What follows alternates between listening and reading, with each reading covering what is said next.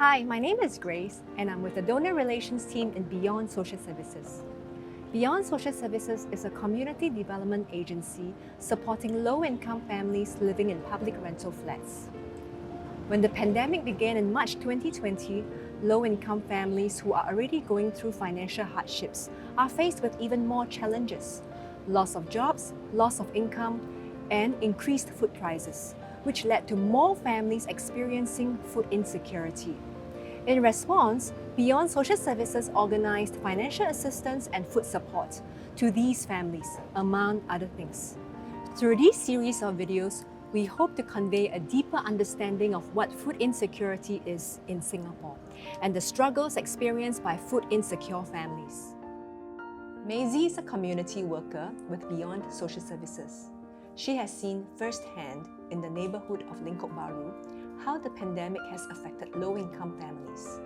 So tell us, prior to the pandemic, how was the situation like for the low-income families? Prior to this, I think a lot of the low-income families, essentially they work really hard. They come from industries like blue-collar, gig work, as well as service. So all of a sudden, you see that they are without employment, and that's why the COVID has impacted these low-income families a lot. Before COVID, how was your work like on a day-to-day basis?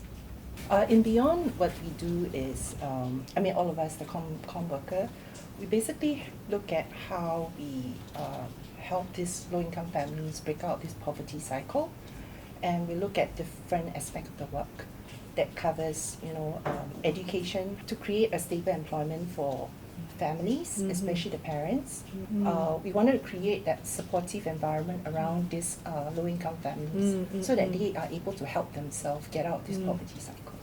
So when the pandemic hit, how did your work change? It's very stressful. I think because of the pandemic, the work is it's totally very different.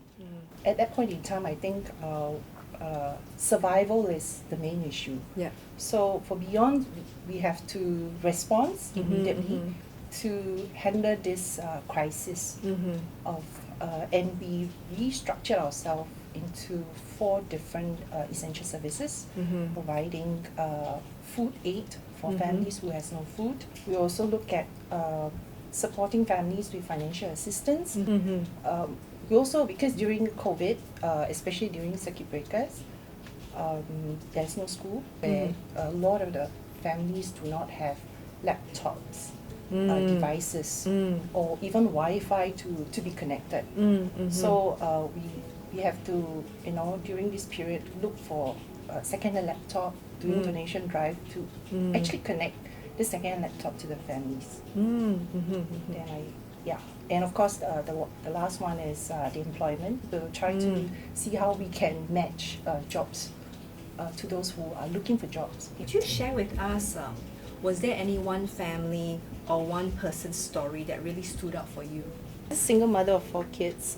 She works as in a gig economy as a private hired driver. During this period, she cannot even cover the cost of hiring the vehicles, which is a rental of $300 over a week. During the daytime, she does driving around.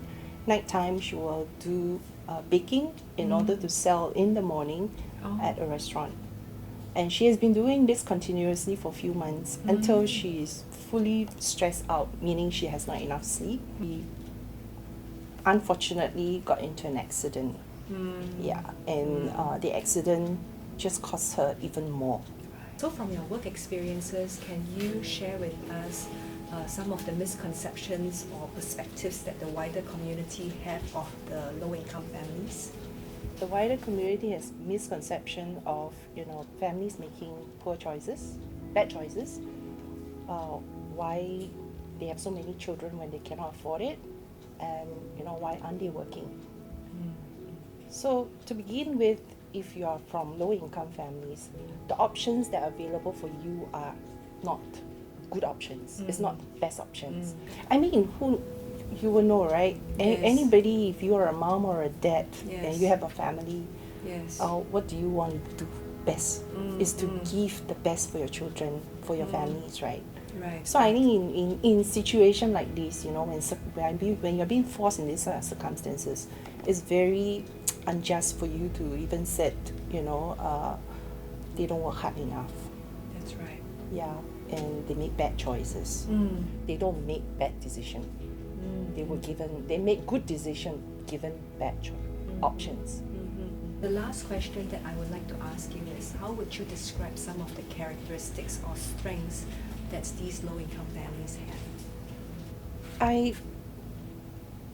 I feel that they are very, very hardworking, and there's a lot of resilience in them being able to overcome challenges. Right.